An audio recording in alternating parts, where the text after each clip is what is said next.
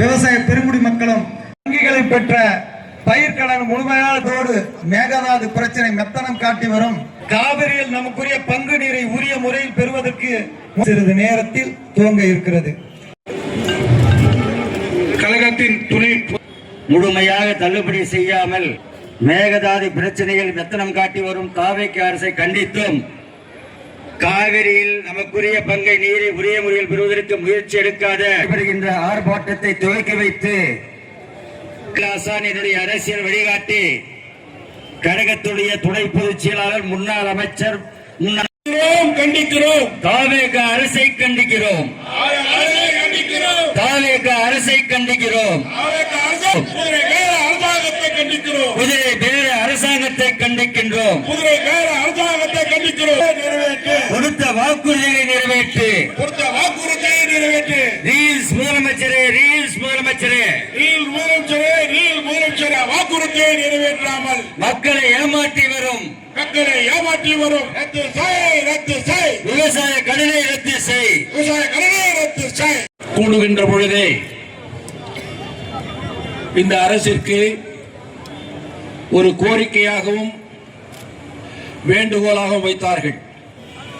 என்ன என்று சொன்னால், சட்டமன்றம் கூடுகின்ற பொழுது முதல் பட்ஜெட் நிதிநிலை அறிக்கை முடிந்தவுடன் இரண்டாவது நாள் நடைபெற இருக்கின்ற வேளாண் நிதிநிலை அறிக்கையில் ஏற்கனவே தேர்தலுக்கு முன்பாக நீங்கள் தேர்தலுக்காக கொடுத்த வாக்குறுதியான 5 ஏக்கர் குறைவாக உள்ள நிலங்களில் விவசாயம் செய்கின்ற விவசாயிகள் வாங்கிய பயிர்க்கடன் முழுமையாக தள்ளுபடி செய்யப்படும் என்ற வாக்குறுதியை கொடுத்திருக்கிறீர்கள்.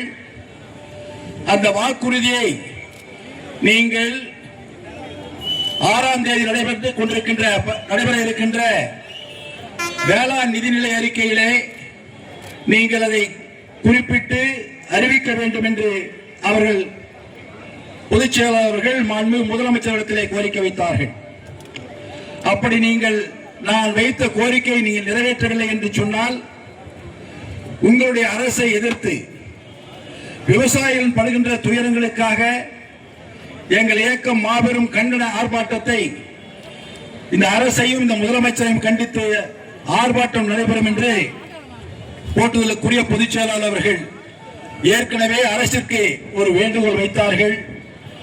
ஆனால் இந்த அரசு கொடுத்த வாக்குறுதியை நிறைவேற்றாமல் ஒரு எதிர்க்கட்சி தலைவர் வேண்டுகோளையும் நிராகரித்து வேளாண் நிதிநிலை அறிக்கையிலே விவசாயிகளுக்கு தள்ளுபடி செய்யாத காரணத்தினால் போட்டுதலுக்குரிய பொதுச் செயலாளர் அவர்கள் 14ஆம் தேதியாக இன்று தமிழகம் முழுவதும் உள்ள மாவட்ட தலைநகரங்களில் இந்த அரசை கண்டித்து கண்டன ஆர்ப்பாட்டம் நடத்த வேண்டும் என்ற அவர் இட்ட ஆணைக்கோடு மட்டுமல்லாமல் இந்த அரசு 100 நாட்கள் செய்த ஆட்சியில் நம்முடைய ஜீவாதார உரிமையான காவிரி நதி நீரை முறையாக பெறுவதற்கும் சரியான முறையில் செயல்படாத இந்த அரசை கண்டித்தும், அதோடு மட்டுமல்ல நீண்ட காலமாக உள்ள மேகதாது அணையில் கர்நாடக அரசு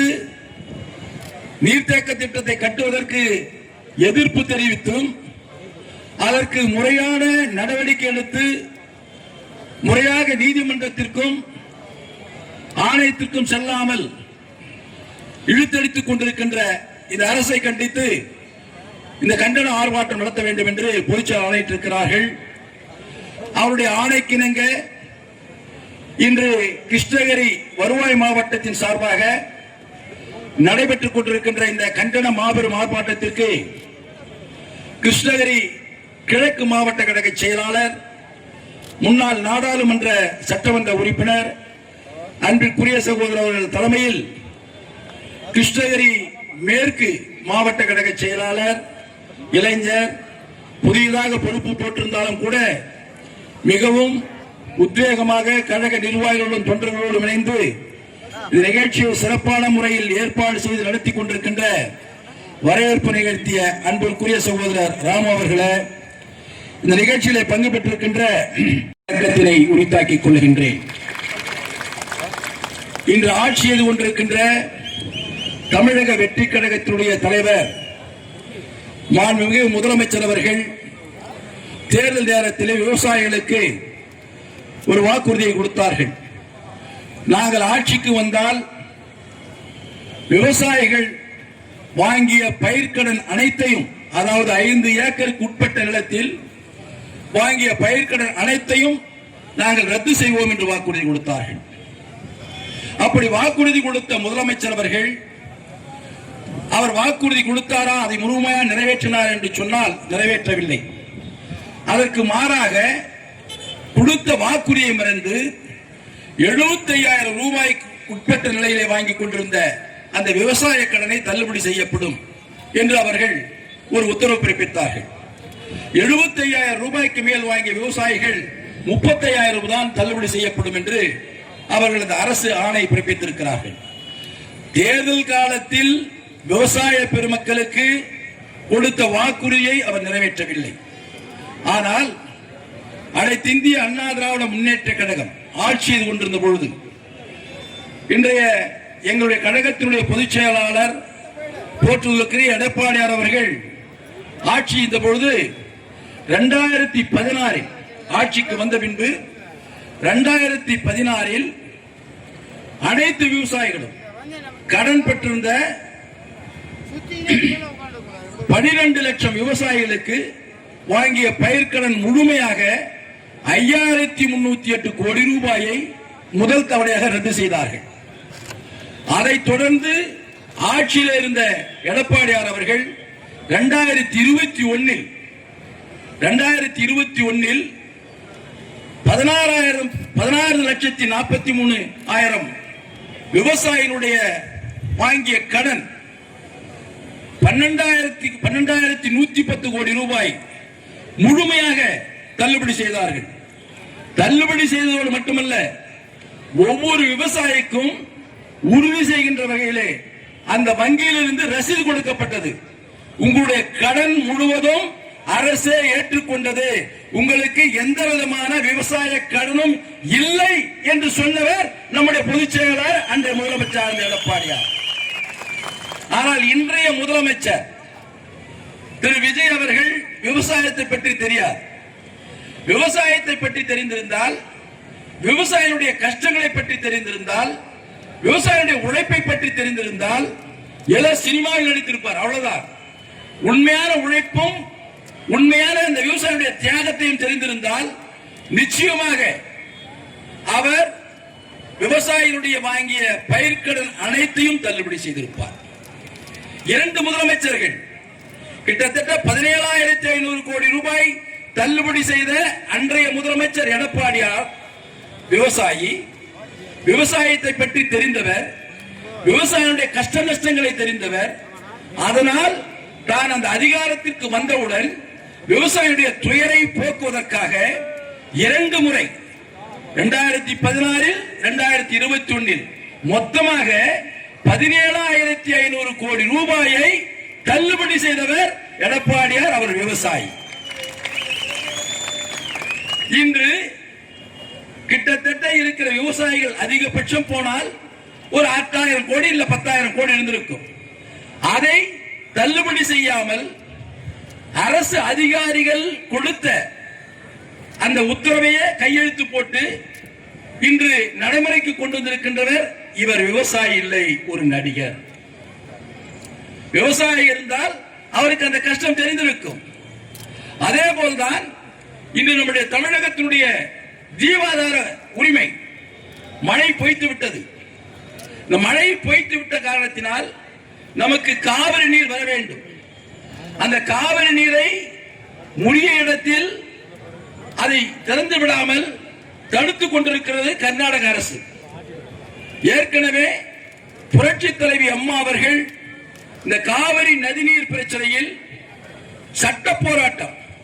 புரட்சி தலைவி அம்மா அவர்கள் கர்நாடக அரசை நம்பி செல்லவில்லை. புரட்சி தலைவி அம்மா அவர்கள் மத்திய அரசை நம்பி செல்லவில்லை. மாறாக இந்த 2 அரசுகளுக்கும் நமக்கு உதவாது, நமக்கு உதவக்கூடிய ஒரே இடம் உச்ச நீதிமன்றம்.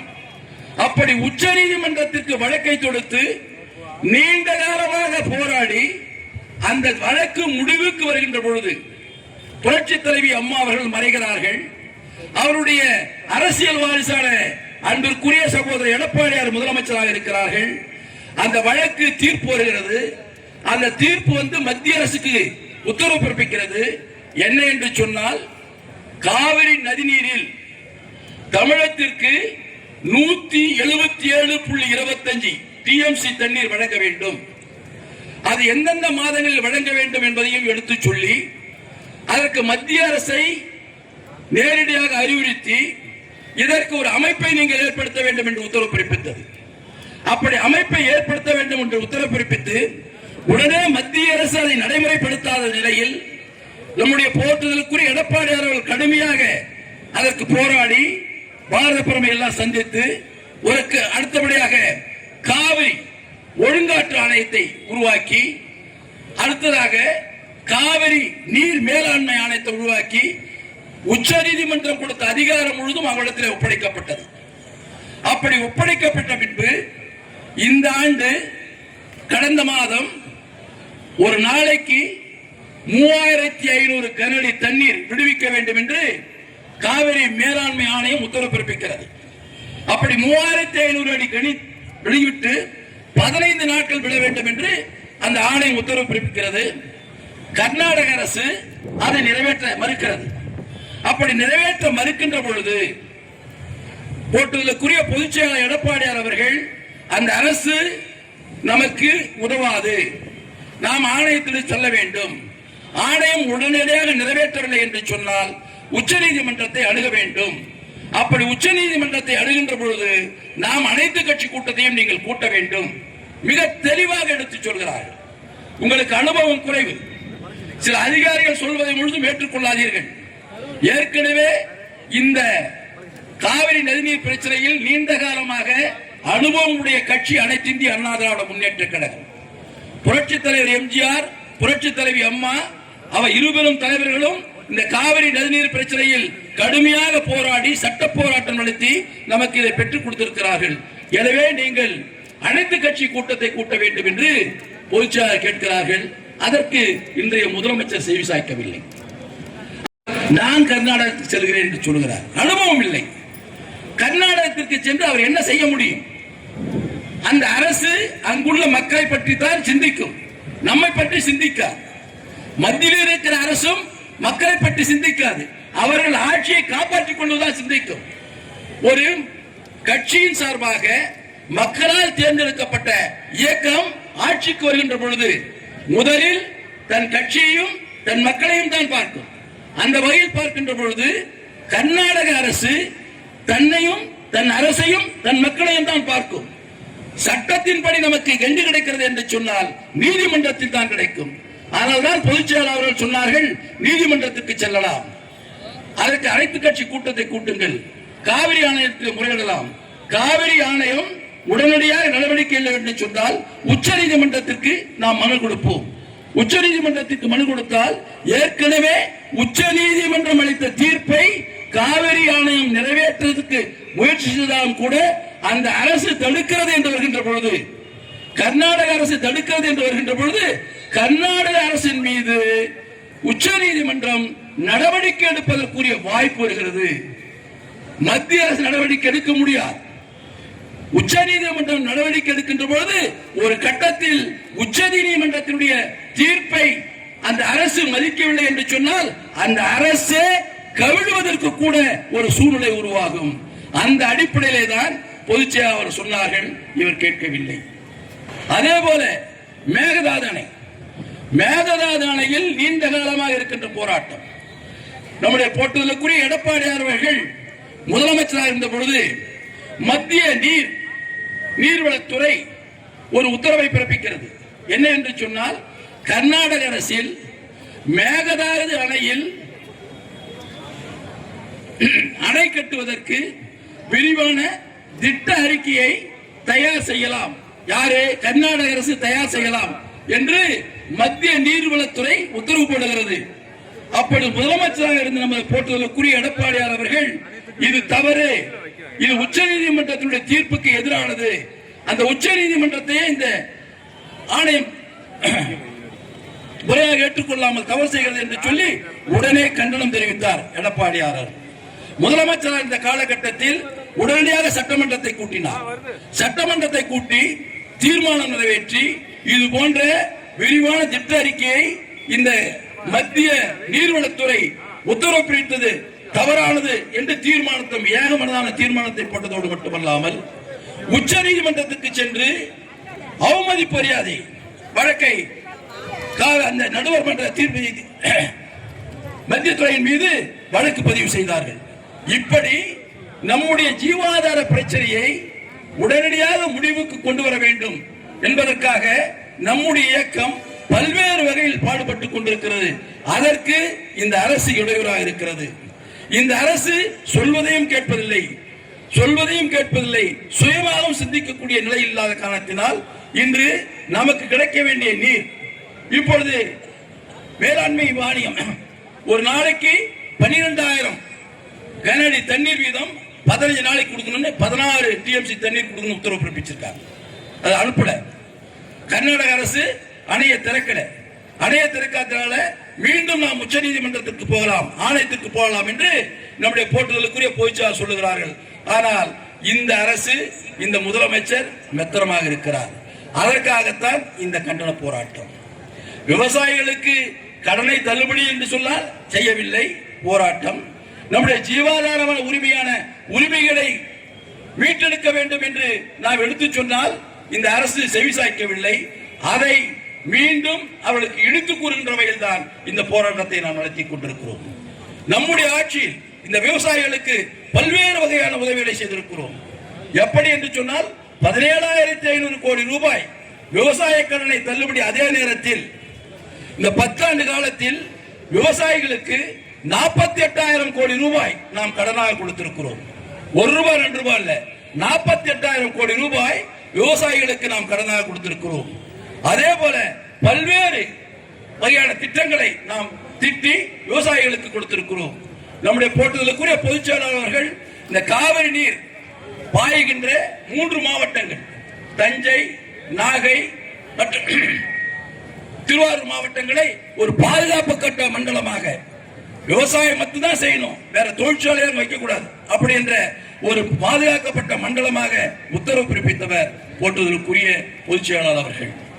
இன்று ஆட்சியில் இருக்கின்ற இந்த அரசு ஏற்கனவே ஒரு மாதத்தில் 15 நாட்களுக்கு முன்பாக நான் இந்த மாவட்ட நிர்வாகத்திற்கும் அரசிற்கும் ஒரு கோரிக்கை வைத்தேன்.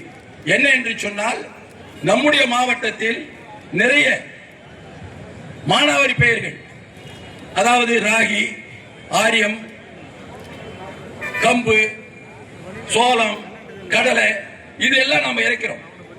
இதுக்கு இப்பொழுது முழுசும் மழை நின்று போச்சு. ஏற்கனவே மத்திய அரசு இது போன்ற மானாவாரி பயிர்களுக்கு காப்பீடு திட்டத்தை அறிவித்திருக்கிறது. மத்திய அரசு நிதியை கொடுக்கிறது. அந்த மத்திய அரசு கொடுக்கின்ற நிதியை முறையாக நீங்கள் விவசாயிகளிடத்தில் எடுத்துச் சொல்ல வேண்டும் என்று நான் மாவட்ட நிர்வாகத்தையும் கேட்டேன், அரசையும் கேட்டுக்கொண்டேன். ஆனால் செய்யவில்லை.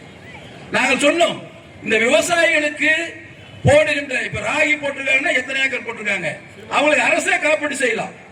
வெறும் 360 ரூபாய் ஒரு ஏக்கர் கட்டினா அவனுக்கு 12,500 ரூபாய் வருது. 300 ரூபாய் 360 ரூபாய் கட்டினா 12,500 ரூபாய் வருது.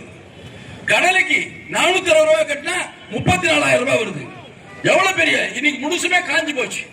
இந்த முழுசும் காஞ்சி போன இந்த விவசாயிகளுக்கு பால் வளர்த்துற மாதிரி இருந்திருக்கும் இந்த காப்பீடு திட்டத்தை கொடுத்திருந்தா. செய்யல. அதே மாதிரிதான் இந்த மாவட்டத்தில் மாங்காய் அதிகமாக விளையுது. இந்த 2-3 வருஷமா விவசாயிகள், மா விவசாயிகளுக்கு மிகப்பெரிய நட்டம். கடந்த ஆட்சியில் கூட அனைத்து இந்திய அண்ணா திராவிட முன்னேற்ற கழகத்தின் சார்பாக உண்ணாவிரதம் மேற்கொண்டோம். ஆனால் அந்த அரசு எதுவும் நிறைவேற்றவில்லை. வந்திருக்கின்ற இந்த அரசுக்கும் கோரிக்கை வைத்தோம், விவசாய சங்கங்களும் கோரிக்கை வைத்து இப்பொழுது இந்த மா விவசாயிகளுக்கு 1 கிலோவுக்கு குறைந்தபட்சம் 5 ரூபாய் மானியமாக அரசு வழங்க வேண்டும் என்று நாம் கோரிக்கை வைத்திருக்கிறோம். அது இந்த அரசு நிறைவேற்றவில்லை. நேற்று கூட மாண்புமிகு முதலமைச்சர் அவர்கள் தொழில் முனைவோர் மாநாடு நடத்தினார். நான் இங்கே கேட்கிறேன், ஒரு அரசு தொழில் முனைவோர் மாநாடு நடத்துகின்ற பொழுது ஒரு தொழிற்சாலையை கொண்டு வருவதற்கு, அந்த தொழிற்சாலை நம் மாநிலத்துக்கு வருவதற்கு அந்த தொழில் முனைவோருக்கு எவ்வளவு சலுகைகள் இந்த அரசு கொடுக்கிறது. மின் சலுகை கொடுக்கிறது, சப்சிடி வழங்குகிறது, நிலம் வாங்கி கொடுக்கிறது. இதில் நூற்றுக்கணக்கான கோடி ரூபாய் ஒரு தொழிற்சாலைக்கு நாம் நம்முடைய அரசு மானியமாக கொடுக்கிறது. நேற்று நடந்தது. ஆனால் இங்கே வாழ்வாதாரத்தோடு போராடி கொண்டிருக்கின்ற விவசாயிகள், இந்த விவசாயிகள் இந்த மாவட்டத்தில் ஒரு 34, அதாவது ஒரு 3.5 லட்சம் ஏக்கர் நிலத்திலே மா விவசாயம் செய்திருக்கிறார்கள். ஒட்டுமொத்தமாக நாம் கணக்கு போட்டு பார்ப்போம் என்று சொன்னால் இவர்களுக்கு ஒரு கிலோவுக்கு 5 ரூபாய் என்று நாம் மானியம் கொடுத்தால் ஒரு 50 கோடி ரூபாய் இருந்தால் போதும். ஒரு 50 கோடி ரூபாய் இருந்தால் போதும். அனைத்து விவசாயிகளுக்கும் ஒரு அதாவது பால் வாற்ற மாதிரி இருக்கும். ஏனென்று சொன்னால் இன்று மா விவசாயிகள் அந்த ஒரு மாவை அறுப்பதற்காக ஏக்கருக்கு கிட்டத்தட்ட 7,000 8,000 ரூபாய் செலவு செய்ய வேண்டியதா இருக்கு. மருந்து அடிக்க வேண்டியதா இருக்கிறது, பூச்சி உட்கார்ந்தால் பூச்சி மருந்து அடிக்க வேண்டியதா இருக்கிறது. இவ்வளவு உழைத்தும் கூட அந்த விவசாயிகளுக்கு உரிய பலன் கிடைக்கிறதா என்று சொன்னால் கிடைப்பதில்லை, கடன்காரனாகிறான். அப்படி நம் நாட்டில் வாழுகின்ற ஏழை விவசாயிகள் கடன்காரனாக இருக்கின்ற நிலையை மாற்றுவதற்காகத்தான் இந்த மானியம் கொடுக்க வேண்டும் என்று நான் கோரிக்கையாக வைத்திருக்கிறேன். இந்த அரசு பரிசீலனை செய்ய வேண்டும் என்று நான் கேட்டுக்கொள்கிறேன். அதே போல உற்பத்தி, பால் உற்பத்தி, ஒவ்வொரு வீட்டிலேயும் 2 மாடு 3 மாடுகள் இருக்கிறது. அவர்கள் கூலி வேலை செய்தால் கூட 2 மாட்டுக்கு பில்லர் வந்து போட்டு 10 லிட்டர் பால் 15 லிட்டர் பால் விட்டுறாங்க. அப்படி ஊத்துற பாலுக்கு 35 நாளா இன்னும் பால் பட்டோட பண்ணல. 35 நாளா பால் பட்டோட பண்ணல. 1 லிட்டர் பால் 35 ரூபாய்க்கு இப்போ நிர்ணயம் பண்ணியிருக்காங்க. ஆனா தேர்தல் அறிக்கையில இன்றைய முதலமைச்சர் நாங்க ஆட்சிக்கு வந்தா 1 லிட்டர் பாலுக்கு 44 ரூபாய் நாங்கள் கொடுப்போம் என்று வாக்குறுதி கொடுத்திருக்கிறார். 1 லிட்டர் பாலுக்கு 44 ரூபாய் கொடுப்போம் என்று சொல்லியிருக்கிறார். அதையும் நிறைவேற்ற வேண்டும் என்று நான் கேட்டுக்கொள்கிறேன். அதே போல கால்நடைகள் மாடுகள் திடீரென்று இருந்தால் அந்த விவசாயி பாதிக்கப்படுகிறார். அவர்கள் ஒரு வாக்குறுதி கொடுத்திருக்கிறார்கள். வறுமையில் வாழுகின்ற அனைத்து விவசாயத்தில் குடும்பத்தில் இருக்கின்ற அவர்கள் வளர்க்கின்ற மாடுகளானாலும் சரி, மற்ற ஆடுகளானாலும் சரி, காப்பீடு வழங்கப்படும் என்று வாக்குறுதி கொடுத்திருக்கிறார். அந்த காப்பீட்டையும் நிறைவேற்ற வேண்டும் என்று நான் அன்போடு கேட்டுக்கொள்கிறேன்.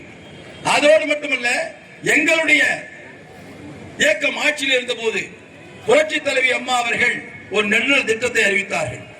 இது போன்ற விளிம்பு நிலையிலே இருக்கின்ற ஏழை தாய்மார்கள், பெரியவர்கள், அவர்களுக்கு ஒரு வாழ்வாதாரம் இருக்க வேண்டும் என்பதற்காக விலையில்லாத மாடு, ஆடு, கோழி ஆகிய திட்டத்தை கொடுத்தோம். அதையே இந்த தமிழக வெற்றி கழகத்தினுடைய தலைவர் திரு விஜய் அவர்கள் தேர்தல் அறிக்கையை சொல்லியிருக்கிறார்கள். அதையும் நிறைவேற்ற வேண்டும் என்று நான் கேட்டுக்கொள்கிறேன். ஏனென்று சொன்னால் நிறைய நீங்கள் கோரிக்கை வைத்து வாக்குறுதி கொடுத்தால் ஆட்சிக்கு வந்திருக்கிறீர்கள். 2500 ரூபாய் ஒரு மகளிருக்கு உரிமை தொகை கொடுக்கிறேன் என்று சொல்லியிருக்கிறீர்கள். அது எங்க போச்சுன்னே தெரியல. வேலை இல்லாத பட்டதாரி மாணவர்களுக்கு 4000 ரூபாய் கொடுக்கணும்னு சொன்னீங்க, அது எங்க போச்சுன்னு தெரியல. டிப்ளமோ படித்த மாணவர்களுக்கு 2500 ரூபாய் கொடுக்கணும்னு சொன்னீங்க, எங்க போச்சுன்னு தெரியல. இப்படி பல்வேறு வாக்குறுதிகளை கொடுத்துதான் நம்பி வாக்களித்து உங்களை ஆட்சியில் அமைத்திருக்கிறார்கள். இதையெல்லாம் இந்த நிதிநிலை அறிக்கையிலே வரவில்லை. மாறாக நாங்கள் ஏற்கனவே எடுத்து வைத்திருக்கிற திட்டம், எங்களுடைய புரட்சி தலைவி அம்மா அவர் தாலிக்கு தங்க திட்டத்தை அறிவித்து நடைமுறைப்படுத்தினார்கள். இப்பொழுது அண்ணன் சீர் என்று ஒரு திட்டத்தை அறிவித்திருக்கிறீர்கள். அதற்கு இந்த நிதிநிலை அறிக்கையிலே 812 கோடி ரூபாய் தான் ஒதுக்கியிருக்கிறீர்கள். அந்த 812 கோடி ரூபாய் நாம் பிரித்தோம் என்று சொன்னால் 1 லட்சம் ரூபாயோ ஒரு புடவைன்னா 1,25,000 ரூபாய், 64,000 பேருக்கு தான் வருது. வருஷத்துக்கு பதிவு திருமணம் செய்யற ஜோடிகள் பார்த்தாவே 1,80,000 மேல போறது. பதிவு திருமணம் இல்லைன்னா ஆண்டுக்கு 4.5 லட்சம் திருமணங்கள் நடைபெறுகிறது. இது எப்படி? இதை அறிவித்து விட்டீர்கள். ஆனால் 1,34,00,000 குடும்ப தலைவிக்கு 2,500 ரூபாய் என்று சொன்னால் வருடத்திற்கு 39,000 கோடி ரூபாய் செலவாகிறது. 39,000 கோடி ரூபாய் செலவாகிறது. அதை நீங்க அறிவிக்கவில்லை. உங்களுக்கு வாக்களித்தது நமக்கு 1000 2,500 கிடைக்குமே என்பதற்காகத்தான் வாக்களித்திருக்கிறார்கள். எனவே இந்த அரசு, இந்த முதலமைச்சர் வாய்மௌனியாக இருக்கக்கூடாது. மற்றவர்கள் பேச விட்டு நீங்கள் வேடிக்கை பார்த்து விடக்கூடாது. நீங்கள் தான் கடைசி பொறுப்பேற்கின்றவர். நீங்கள் தான் முதலமைச்சர். சட்டமன்றத்திலும் பேசுவதில்லை, வெளியிலும் பேசுவதில்லை. 5 மணிக்கு மேலே போனால் யாரையும் சந்திப்பதும் இல்லை. இப்படிப்பட்ட ஒரு முதலமைச்சர் அநேகமாக இந்தியாவில் மட்டுமல்ல உலகத்திலே இது போன்ற ஒரு முதலமைச்சர் வேறு எங்கும் இருக்க முடியாது.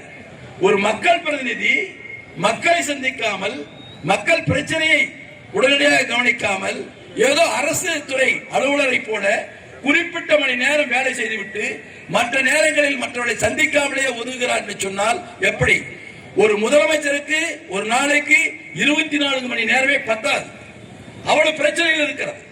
அந்த பிரச்சனைகள் எல்லாம் முதலமைச்சர் மேல் தான் வரும். அந்த பிரச்சனைகளுக்கெல்லாம் தீர்வு காண வேண்டும் என்று சொன்னால் அதை அறிந்து ஆய்ந்து அதன் மீது நடவடிக்கை எடுத்து உத்தரவு போடுகின்ற இடத்துல நீங்கள் தான் இருக்கிறீர்கள். எனவே மக்களை பாருங்கள், மக்களை காப்பாற்றுங்கள். ஏதோ சினிமாவிலே வந்து ஆட்சிக்கு வந்து விட்டோம், நாம் சினிமாவிலே இருப்பதை போலவே தயவு செய்து இருந்து விடாதீர்கள். நிறைய மக்கள் சிரமத்தோடு வாழ்ந்து கொண்டிருக்கிறார்கள். அந்த சிரமத்தோடு வாழ்ந்து கொண்டிருக்கின்ற மக்கள் பொறுமை இழந்து எழுகின்ற பொழுது இந்த ரீல்ஸ் எல்லாம், இன்ஸ்டாகிராம் எல்லாம் காணாம போயிடும். அதற்கு நீங்கள் பதில் சொல்ல வேண்டிய ஒரு நிலைமை வரும். எனவே இந்த அரசு, எங்களுடைய பொதுச் செயலாளர் எடப்பாடியார் அவர்கள் வைத்த கோரிக்கையை நாங்கள் கண்டித்து இங்கு ஆர்ப்பாட்டம் நடத்துகின்ற அதே நேரத்தில் மீண்டும் அதை ஒரு தாய் இல்லத்தோடு ஏற்று விவசாயிகளுக்கு கொடுத்த வாக்குறுதியை முழுமையாக, அந்த விவசாயிகள் பட்ட பயிர்க்கடனை முழுமையாக ரத்து செய்ய நடவடிக்கைகள் என்று கேட்டுக்கொண்டு இந்த நல்ல நிகழ்ச்சியை சிறப்பான முறையில் ஏற்பாடு செய்த மாவட்ட கழக செயலர் அன்பு சோழர் அசோக்குமார் அவர்களுக்கும், அன்பு சோழர் ராம் அவர்களுக்கும், அவரோடு இணைந்து இந்த குறிப்பிட்ட காலத்திற்குள் மிக சிறப்பான முறையில் ஏற்பாடு செய்த அத்தனை ஒன்றிய கழக செயலாளர்களுக்கும், நகர கழக செயலாளர்களுக்கும், பேரூர் கழக செயலாளர்களுக்கும், அவரோடு இணைந்த மாவட்ட நிர்வாகிகளுக்கும், சார்பு அமைப்பின் நிர்வாகிகளுக்கும் மனமார்ந்த நன்றியை தெரிவித்து விடைபெறுகிறேன். நன்றி, வணக்கம்.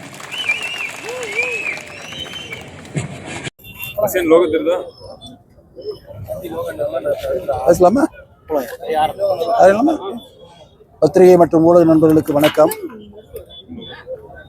ஏற்கனவே கழகத்துடைய பொதுச் செயலாளர் போற்றுதலுக்குரிய எடப்பாடியார் அவர்கள் நடந்து கொண்டிருக்கின்ற சட்டமன்றத்தில் வேளாண் நிதிநிலை அறிக்கையில் இந்த அரசு கொடுத்த தேர்தல் வாக்குறுதியை நிறைவேற்ற வேண்டும்.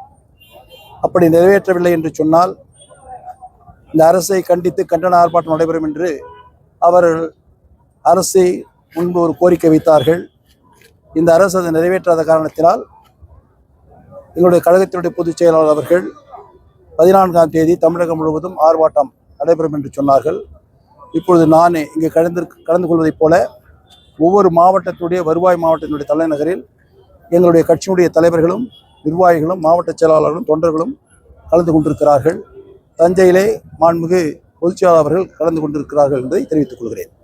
இன்றைய ஆர்ப்பாட்டம் குறித்து தாவேகா அமைச்சரிடம் நிருபர்கள் கேள்வி கேட்கிறாங்க. அதுக்கு எந்த அதிமுக, எடப்பாடி அதிமுகவா, அவங்க எதுக்கு போராட்டம் பண்ணாங்கன்னா அவங்க கட்சிக்காரங்களுக்கே தெரியாது, அவர் கூட கொஞ்சம் பேர் தான் இருக்கிறாங்க, முதல்ல அவங்க கட்சியில் இருக்கிற பிரச்சனையை அவங்க பார்க்கட்டும் அப்படின்ற மாதிரி ஒரு கருத்தை சொல்லியிருக்காரு.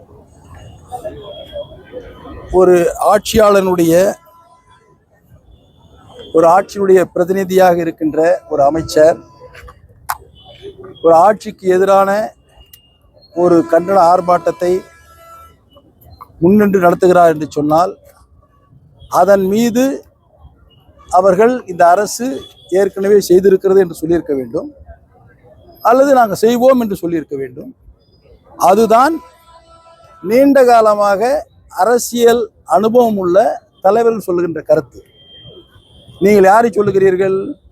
மின்துறை அமைச்சரை சொல்லுகிறீர்கள். அவருக்கு இந்த அரசியல் அனுபவமே கிடையாது. ஏனென்று சொன்னால் ஒரு கட்சியில் அவர் நிலையான ஒரு உறுப்பினராகவே இல்லை. ஒரு கொள்கை இல்லாத மனிதர். எங்கெல்லாம் நிழல் கிடைக்கிறதோ அங்கெல்லாம் ஓடி போய் நிற்கக்கூடியவர். எங்கெல்லாம் வாய்ப்பு கிடைக்கிறதோ அங்கெல்லாம் வாய்ப்பு தேடி ஓடக்கூடியவர். அவருடைய வரலாறை பாருங்கள். எங்கிருந்து எங்கு ஓடி இருக்கிறார். எங்களிடத்தில் கூட இருந்தார், நாங்களும் அவருக்கு வேலை கொடுத்தோம். இப்படி பல இடங்களில் சென்றவர். பாரதிய ஜனதா கட்சியில் இருந்தார், பல இடங்களில் சென்றார். இப்பொழுது அங்கு யாரும் இல்லாத நேரத்தில் அவர் போனார், வாய்ப்பு கிடைத்தது. அந்த வாய்ப்பை பயன்படுத்தி கொண்டு ஒரு அரசியல் பக்குவத்தோடு ஒரு கேள்வி கேட்கின்ற பொழுது, இது நாட்டினுடைய பிரச்சனை, கட்சி பிரச்சனை இல்லை. எங்க கட்சி எங்ககிட்ட இருக்கு, உனக்கு எதுக்கு அந்த கவலை? நாங்க தான் கவலைப்படணும், நீ கவலைப்பட வேண்டிய அவசியமே கிடையாது.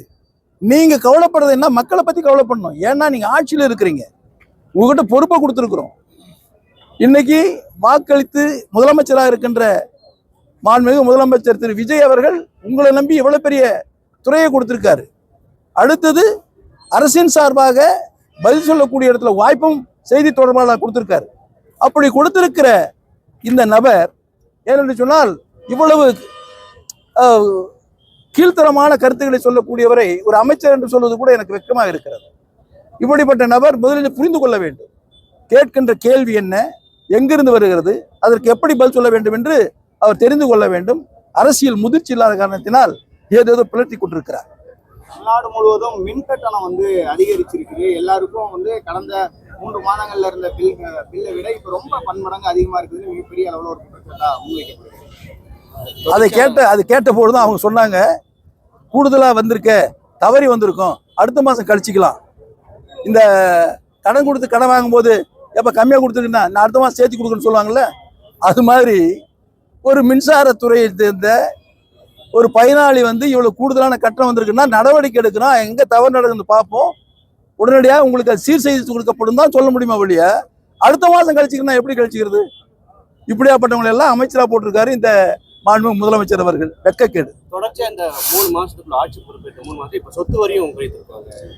எல்லாருமே எல்லா அரசு அலுவலர்களும் கொண்டு சொல்றாங்களே, ஊடகங்களுக்கு சொல்றாங்களே, 3000 ரூபாய் கட்டினது இப்ப 24,000 ரூபாய் வந்துருச்சுன்றாங்களே, 9,000 ரூபாய் கட்டினது 24,000 ரூபாய், 3 மடங்கு அதிகரிச்சுன்னு சொல்றாங்களே, 1,500 ரூபாய் கட்டினது 4,500 ரூபாய் வந்துருச்சு சொல்றாங்களே, 3 மடங்கு அதிகரிச்சுன்னு சொல்றாங்க. அதனால அவர்கள் அதிகாரிகள் சொன்னாலும் இது மேல இருந்து வருது, மேல இருந்து சொன்னாங்க நாங்க செய்யறோம், நீங்க டைரக்டர் பாருங்க, அசிஸ்டன்ட் டைரக்டர் பாருங்க, இப்படி தவிர்க்கிறார்கள். கீழே இருக்கிற அந்த துறையினுடைய அலுவலர்கள் பதில் சொல்ல முடியாத நிலையிலே வருகின்ற பயனாளிகளுக்கு சரியான முறையில் அவர்களுக்கு கேள்விகளுக்கு பதில் சொல்ல முடியாத நிலையிலே அவர்கள் தடுமாறி கொண்டிருக்கிறார்கள். அதுதான் இந்த அரசுடைய நிலைமை. போராட்டம் நடக்குது. சேலத்துல அதிருப்தியில் இருந்த தங்கமணி கலந்துட்டு இருக்காரு. ஆனா வீரமணியும் நத்த விஸ்வநாதன் கலந்துக்கல. அவங்க இந்த ஆர்ப்பாட்டத்தில் வீரமணி கலந்துக்கிட்டாரு. வேலுமணியும் நத்த விஸ்வநாதன். தெளிவா பேசுங்க, கலந்துக்கிட்டவரை விட்டுறீங்களா? கவனம் கன்ஃபியூஸ் ஆகக்கூடாது. ஏன்னா தெளிவா எங்களோட நீங்க தான் தெளிவா இருக்கணும். சரி சொல்லுங்க பிரதர். இல்ல தங்கமணி சேலம் ஆர்ப்பாட்டத்தில் கலந்துக்கிட்டாங்க. ஆமா, ஆனா வேலுமணியும் நத்த விஸ்வநாதனும் இன்னும் கலந்துக்கல. அவங்க அதிருப்தியில் இருக்காங்களா இல்ல விரைவில் மனம் மாதிரி அதிமுக வருவார்? இல்லை, அவர்கள் நாங்கள் அவரை பற்றி அந்த தலைவர்களை பற்றி நான் எதுவுமே பேசவில்லை. ஆனால் ஒரு சூழ்நிலையில் இப்பொழுது பதில் சொல்ல வேண்டிய ஒரு நிலைமை வருகிறது. அன்பிற்குரிய சகோதரர் வேலுமணி அவர்களும் அண்ணன் விஸ்வநாதன் அவர்களும் எங்களுக்கு பொதுச் செயலாளர் எடப்பாடி தான் சொல்றாங்க. சந்தோஷம். எங்களுக்கு பொதுச் செயலாளர் எடப்பாடி தான் சொல்லும் போது அப்போ பொதுச் செயலாளர் சொல்றதை நாங்கள் கேட்கணும்ல. புரட்சி தலைவி அம்மா அவர்கள் பொதுச் செயலாளர் இருக்கும்போது ஒரு உத்தரவு போட்டா இது மாதிரி நாங்கள் பொது வெளியில நாங்கள் கேட்க மாட்டோம் அப்படின்னு சொல்றதுக்கு எங்களால் முடியுமா? அப்போ பொதுச் செயலாளர் என்ற அந்தஸ்தில் இருக்கின்ற புரட்சி தலைவி அம்மா அவர்களை ஏற்றுக்கொள்ளக்கூடிய மனப்பக்குவம் இன்று பொதுச் செயலாளர் அந்த பொறுப்பேற்றிருக்கின்ற எடப்பாடியாரை ஏற்றுக்கொள்ளாத என்ன காரணம்? பொதுச் செயலாளர் புரட்சி தலைவி அம்மா இடத்தில் கூட எதையாவது கருத்து சொல்ல வேண்டும் என்றால் பயந்துதான் நாங்கள் சொல்ல வேண்டி இருக்கும். ஆனால் புரட்சி தலைவி அம்மா மறைவுக்கு பின்பாக பல்வேறு சோதனைக்கு பின்பு முதலமைச்சர் பொறுப்பேற்ற எடப்பாடியார் அவர்கள் அந்த அமைச்சரவையில் திரு வேலுமணி அவர் இருக்கிறார், திரு தங்கமணி அவர்களும் இருக்கிறார்கள். இவர்கள் எல்லாம் நீங்கள் பார்ப்பீர்கள் என்று சொன்னால் அவர்கள் அருகாமையிலிருந்து அந்த 4 ஆண்டு காலமும் அந்த ஆட்சியை நடத்துவதற்கு இவர்கள் உடனிருந்திருக்கிறார். எல்லா வகையிலும் அவர்கள் பக்கமாக இருந்து ஆட்சியினுடைய அதிகாரத்தை சுவைத்திருக்கிறார்கள். அப்படி அந்த 4 ஆண்டு காலம் அவரை ஏற்றுக்கொண்ட திரு வேலுமணி அவர்கள், 4 ஆண்டு காலம் ஏற்றுக்கொண்ட திரு விஸ்வநாதன் அவர்கள், இன்னும் சிலர் இப்பொழுது ஏற்றுக்கொள்ளவில்லை என்று என்ன சொன்னால் என்ன காரணம்? அப்படி என்றால் அவர்கள் மனதில் ஏதோ ஒரு எண்ணம் இருக்கிறது. அந்த எண்ணம் அவர்களை இப்படி இயக்கிக் கொண்டிருக்கிறது. இப்படி பொதுவெளியில் கழக பொதுச் செயலாளரை இவர்கள் விமர்சனம் செய்வதை கழக நிர்வாகிகளும் இந்த இயக்கத்தை தாங்கி பிடித்துக் கொண்டிருக்கின்ற ஆணிவேர்களாக இருக்கின்ற அன்பிற்குரிய கழக தொண்டர்களும் இவர்களை எப்படி ஏற்றுக்கொள்வார்கள்? எந்த சூழ்நிலையில் இவரை ஏற்றுக்கொள்வார்கள்? இந்த இயக்கத்தை பலவீனப்படுத்த வேண்டும் என்பதற்காக இவர்கள் ஒவ்வொரு கருத்தையும் சொல்லுகின்ற பொழுது வேதனையாக இருக்கிறது. இப்பொழுது அமைச்சர் என்ன சொல்லுகிறார்? நேரடியாக நம்முடைய ஆர்ப்பாட்டத்திற்கு அவரால் பதில் சொல்ல முடியவில்லை. நமக்குள்ளே இருக்கின்ற கருத்து வேறுபாடுகளை முன்னிறுத்தி அவர் நம்மை கேவலப்படுத்தி கொண்டிருக்கிறார். அப்படி அவர் கேவலப்படுத்துவதற்கு யார் காரணம்? தயவு செய்து என்னுடைய அன்பு சகோதரர்கள், என்னோடு இருக்கின்றவர்கள், நானும் உரிய மரியாதை கொடுக்கின்ற அன்பு சகோதரர் வேலுமணி, மரியாதைக்குரிய அண்ணன் அத்தம் விஸ்வநாதன் அவர்கள் எல்லாம் மிக மரியாதையோடு நான் பார்க்கின்றவன், எப்பொழுதும் பார்க்கின்றவன். இனி எந்த சூழ்நிலையில் அவர்கள் எண்ணம் நிறைவேற வேண்டும் என்று போராடி கொண்டிருக்கிறார்களோ அந்த எண்ணம் ஒருவேளை நிறைவேறினால்தான் அவர்கள் மனது அமைதியாகுமோ என்று சொன்னாலும் கூட அப்பொழுதும் நான் அவர்களை மதித்துக் கொண்டிருப்பேன். தொடர்ந்து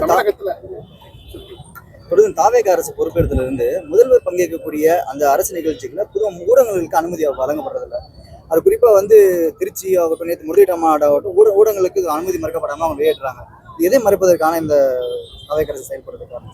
மறைப்பதற்காக இல்லை, எதையும் மறைப்பதற்காக இல்லை. ஆணவத்தின் உச்சம். நாம் எவ்வளவு பெரிய தலைவர், நம்ம இவர்களெல்லாம் கேள்வி கேட்டு இவர்களுக்கெல்லாம் பதில் சொல்லி கொண்டிருக்க வேண்டுமா? இவர்கள் போட்டாதான் நம்ம செய்தி வருமா? அது ஆணவத்தின் உச்சம். ஏன் அந்த ஆணவம் வருகிறது என்று சொன்னால் அனுபவமின்மை.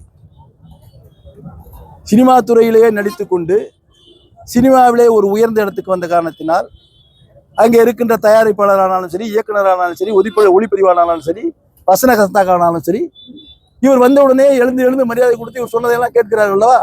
அதை போலவே ஆட்சிக்கு வந்த பின்பும் நமக்கு அந்த மரியாதை இருக்கும் என்று அவர் எதிர்பார்த்து கொண்டிருக்கிறார். நல்லதுதான். இவர் நடைமுறை பொறுத்து, நடவடிக்கையை பொறுத்து அந்த மரியாதை கூடும். அந்த நடவடிக்கையை பொறுத்து மரியாதை கீழே இறங்கும். தமிழகத்துல அதிமுக என்டிஏ கூட்டணி இன்னும் தொடர்ந்து. தமிழகத்துல பாரதிய ஜனதாவும் அதிமுக கூட்டணி இன்று இருக்காங்க. உங்களுக்கு என்ன சந்தேகம்? திமுக சமீப காலமாக பாஜகவோட அதிக நெருக்கம் காட்டுறது ஒரு சூழல் நிலவுது. எங்க வருது? எங்க நெருக்கம் காட்டுறாங்க? கூட சபாநாயகர் தேர்தல் விருதுல கனிமொழி கலந்துருக்காங்க. கடந்த காலங்கள்லாம் புறக்கணிச்சவங்க கலந்துட்டு இருக்காங்க. ஒரு இணக்கமான சூழலை நோக்கி திமுக நகர்றாங்க. அவர் ஆட்சியில் இருந்தால் நேரடியாக எதிர்த்துக்கொண்டே இருக்க வேண்டும். இப்பொழுது ஆட்சியில் இல்லை. ஆட்சியில் இல்லாத காரணத்தினால் ஒன்றும் தவறில்லை. ஒரு நாடாளுமன்ற உறுப்பினர், நாடாளுமன்றனுடைய அவையினுடைய தலைவர் ஒரு நிகழ்ச்சிக்கு அழைக்கிறார் என்று சொன்னால் அதில் கலந்து கொள்வது என்பது தவறு ஒன்றும் இல்லை. அந்த நாடாளுமன்ற தலைவர் கட்சிக்கு அப்பாற்பட்ட நிலையில் இருக்கின்றவர், எந்த கட்சியும் சேராதவர். அப்படி எந்த கட்சியும் சேராத ஒரு தலைவர் தனக்கு கீழே தன்னோடு பணியாற்றி கொண்டிருக்கின்ற சக நாடாளுமன்ற உறுப்பினரை அழைக்கின்ற பொழுது அவர் செல்வது என்பது இயல்பு. அது நீங்கள் அரசியல் சாயம் பூசுவது என்பது தவிர்க்க வேண்டும் என்று கேட்டுக்கொள்கிறேன். ஆட்சிகளிலுமே அரசு ஊழியர்களுக்கு, விவசாயிகளுக்கு பல்வேறு சலுகைகள் அறிவிச்சிருக்கீங்க. கடந்த தேர்தலில் தாவேக ஒரு தேர்தல் இருக்கு சொன்னாங்க. விவசாய பயிர்களுக்கு தள்ளுபடி செய்யறோம், அரசு ஊழியர்களுக்கு பழைய பென்ஷன் திட்டத்தை கொண்டு வரணும். ஆனா அதுக்கு நேர்மாறாக பழைய பென்ஷன் திட்டமும் கொண்டு வரல. கடந்த ஆட்சியில் கொண்டு வந்து அசூரன்ஸ் பென்ஷன் திட்டத்தையும் கேன்சல் பண்ணி அதுக்கான நிதி ஆதாரத்தை ரத்து பண்ணிட்டாங்க. ஒட்டுமொத்தமா விவசாயிகள், அரசு ஊழியர்கள் இந்த அரசு நம்பி வாக்களிச்சுவ நிலைமை ஏமாற்றத்தில் நிலை போயிருக்கு. அரசு எதை நோக்கி சொல்லுவோம்? எல்லோரையும் இந்த அரசு ஏமாற்றிக் கொண்டிருக்கிறது. எல்லோரையும் நீங்கள் பாருங்கள், கொடுத்த வாக்குறுதி எது என்று சேர்த்தாலும் நீங்கள் அரசு அலுவலர்கள் கொடுத்த வாக்குறுதியை நிறைவேற்றவில்லை. அரசு அலுவலரை ஏமாற்றி விட்டார்கள். அதே போல விவசாயிகளுக்கு கொடுத்த வாக்குறுதியை நிறைவேற்றவில்லை, விவசாயிகளை ஏமாற்றி விட்டார்கள். குடும்ப பெண்களுக்கு வாக்குறுதி கொடுத்தார்கள், அதையும் நிறைவேற்றவில்லை, குடும்ப பெண்களும் ஏமாற்றி விட்டார்கள். மாணவர்களுக்கு படித்த பட்டதாரி மாணவர்களுக்கு 4000 ரூபாய் கொடுக்கிறேன் என்று சொன்னார்கள், இந்த நிதிநிலை அறிக்கையில் வரவில்லை. அந்த படித்த மாணவர்களை ஏமாற்றி விட்டார்கள். டிப்ளமோ படித்த மாணவர்களுக்கு 2500 ரூபாய் கொடுக்கிறேன் என்று சொன்னார்கள், அதுவும் கொடுக்கவில்லை, அதையும் ஏமாற்றி விட்டார்கள். இப்படி எல்லா வகையிலும் என்னென்ன வாக்குறுதிகள் கொடுத்தார்களோ அந்த வாக்குறுதிகள் ஒன்று கூட நிறைவேற்றவில்லை. ஒன்று கூட நிறைவேற்றாமல் அரசு அதிகாரிகள் சொல்லுகின்ற கருத்தை ஏற்றுக்கொண்டு சட்டமன்றத்திலே பேசிக் கொண்டிருக்கிறார். அவ்வளவுதான். அவர்களுக்கு ஒரு ஆட்சிக்கு வந்த பின்பு அந்த ஆட்சியின் வாயிலாக இந்த அரசை இந்த முதலமைச்சர் நடத்தவில்லை, இவருடைய கொள்கையின் அடிப்படை நடத்தவில்லை, இவருடைய சிந்தனையின் அடிப்படை நடத்தவில்லை. இவர் இந்த கட்சியுடைய கொள்கை கோட்பாடுகள் தேர்தல் வாக்குறுதிகள் என்று சொன்னாரே, அந்த தேர்தல் வாக்குறுதிகளை முன்னெடுத்து இவர் ஆட்சி நடத்தவில்லை. ஏதோ ஆட்சிக்கு வந்து விட்டார், அதிகாரிகள் சொல்லுகிறார்கள் கேட்டுக்கொண்டு அரசு அதிகாரி அரசு அலுவலரை போல காலை 9 மணியிலிருந்து மாலை 5 மணி வரையில் அவர் பார்வைக்கு தெரிகிறார். 5 மணிக்கு மேல் பார்ப்பீர் என்று சொன்னால் மீண்டும் அடுத்த நாள் காலை 9 மணிக்கு தான் தெரிகிறார். யாரையும் சந்திப்பதில்லை. ஒரு முதலமைச்சருக்கு 24 மணி நேரம் பத்தாது. தயவு செய்து அவர் சிந்திக்க வேண்டும் என்று நான் கேட்டுக்கொள்கிறேன். விவசாயிகளுக்கு இந்த காவிரி பிரச்சனையில அனைத்து கட்சி கூட்டத்தை கூட்டணும்னு நீங்க தொடர்ந்து வலியுறுத்திட்டே வரீங்க. ஆனா அவங்க அந்த கூட்டத்துக்கு கூட நடவடிக்கை எடுக்கல. விவசாய சங்க பிரதிநிதிகளையும் அழைத்து பேசல, பாதிக்கப்பட்ட டெல்டா பகுதிகளையும் பார்வையிடல. இந்த விஷயத்துல நமக்கு என்ன மாதிரியான பாதிப்பை ஏற்படுத்தும் முதல்வருடைய எந்த செயல்களா? இல்ல, அவரு இது ஒரு கூட்டு முயற்சி. ஏன்னா இது நாட்டினுடைய ஜீவாதார உரிமை. தஞ்சை டெல்டா விவசாயம் பண்ணாதான் தமிழ்நாடு மக்களுடைய வயிறு நிறையும். அதனால இவர் கௌரவமெல்லாம் பார்க்கக்கூடாது. என்னென்ன பிரச்சனைகளோ அந்த பிரச்சனைகளுக்கு அனுபவம் உள்ள தலைவர்களை ஏற்கனவே அதிமுக ஆட்சி இருந்திருக்கு, 31 ஆண்டு காலம் ஆட்சி இருந்திருக்குது. இந்த காவிரி நதிநீர் பிரச்சனையில் முழு வழக்கையும் முன்னெடுத்து சென்றது அனைத்து இந்திய அண்ணா திராவிட முன்னேற்ற கழகம். அவருடைய ஆலோசனை கேட்க வேண்டும். அதே போல திராவிட முன்னேற்ற கழகமும் ஆட்சி இருந்திருக்கிறது, அவர்களுக்கும் இந்த பிரச்சனையில் நல்ல அனுபவம் இருக்கிறது, அவர்களையும் அழைத்து கேட்க வேண்டும். அதையோடு மட்டுமல்லாமல் இந்த காவிரி நதிநீர் பிரச்சனையில் நீண்ட காலமாக அனுபவம் உள்ள உயர் அதிகாரிகள் பொறியாளர்கள் இருக்கிறார்கள், அவர்களையும் கேட்டு அழைக்க வேண்டும். என்று சொன்னால் நீங்க திடீரென்று முதலமைச்சராகிவிட்டீர்கள், உங்களுக்கு அனுபவம் பத்தாது. இதுல நீங்கள் எந்த விதமான கூச்சமும் பட தேவையில்லை. நீங்கள் சிறிய வயது, எல்லோரையும் அழைத்தார் என்று சொன்னால் சந்தோஷமாக உங்களுக்கு எல்லா விதமான ஆலோசனையும் சொல்லுவார்கள். நீங்கள் நடவடிக்கை எடுங்கள். பேர் உங்களுக்கு தான் வருகிறது. பேர் என்பதை விட இந்த நாட்டு மக்களை காப்பாற்றுவீர்கள். ஆனால் இப்பொழுது நீங்கள் ஆட்சி இருக்கின்ற இந்த சூழ்நிலையில் நாட்டு மக்களை காப்பாற்ற முடியாத ஒரு முதலமைச்சராக இருக்கிறார்.